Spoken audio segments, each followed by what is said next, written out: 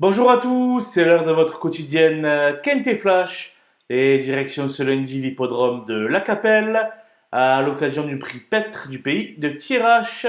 C'est une épreuve réservée à des chevaux âgés de 6 à 10 ans. Ils seront 15 sur les rangs répartis sur deux échelons de départ, 6 au premier et 9 au second, et ils devront parcourir la distance de 2750 mètres. Une épreuve assez facile à déchiffrer. Je pense qu'il n'y aura pas beaucoup de surprises et quelques points d'appui sont à privilégier.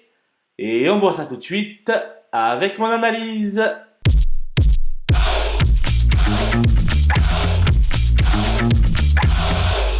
Les bases avec le 5 Ed Scott qui vient de refaire une belle valeur en dernier lieu sur l'anneau de Vichy. Plaqué des intérieurs et déféré des postérieurs, il compte de bons résultats, dont un succès l'hiver dernier à Vincennes dans la finale du Trot Open des régions dès 5 ans. Bien engagé, il ne sera pas loin du compte.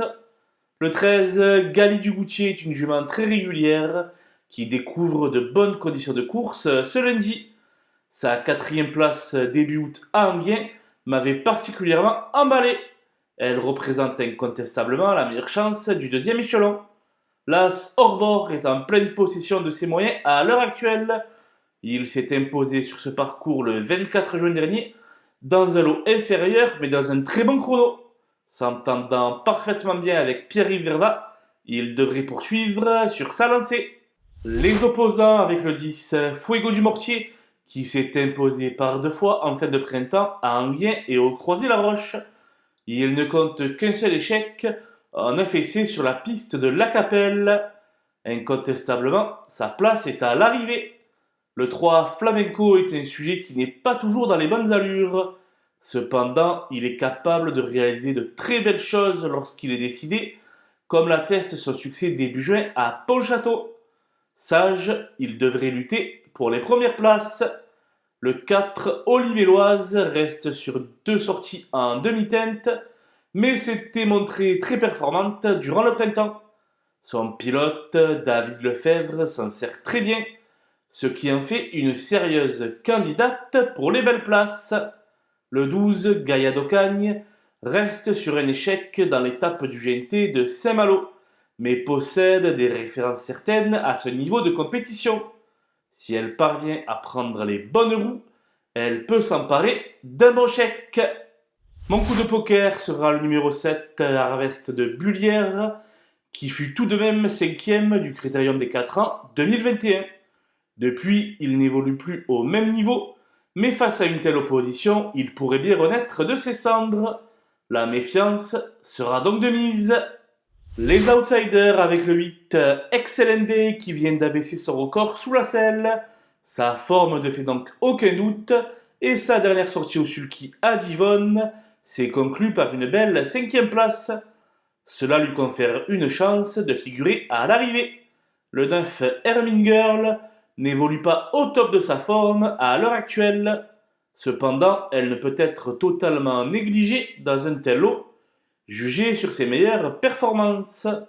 La 5e place ne lui est pas interdite. Le 2 Gilus de Navarri n'a qu'un parcours dans les jambes depuis le mois d'avril. De plus, il ne sera que déféré des postérieurs, contrairement à sa dernière sortie où il évoluait pieds nus. Sa mission s'avère donc compliquée. Le 15 El Santo au fort a perdu de sa superbe depuis son départ des boxes de Christian Bijon. Ses dernières tentatives belges n'incitent guère à l'optimisme. Sans aucun doute, il n'aura pas la partie facile. Le 6 Gorlando aura pour lui la qualité de son engagement. Mais c'est à peu près la seule chose positive le concernant, lui qui vient de franchement décevoir sur cette même piste. En toute logique, il ne fait pas partie des choix prioritaires. Les délaissés avec le 11 Diego Gioulet, qui va effectuer son troisième parcours après une longue absence. Comme lors des deux premiers, il restera chaussé. Pas encore prêt, je vais donc me contenter de le regarder courir. Enfin, le 14 Eagle Mélois a connu une très longue interruption de carrière et vient de se requalifier au début du mois à Grosbois. Pour sa rentrée, il sera très certainement rouillé. L'impasse paraît inévitable. Voilà, nous avons passé en revue les 15 partants de ce prix Pètre du pays de Thiérache. Je vous quitte avec ma sélection et mes conseils de jeu. Bonjour à tous!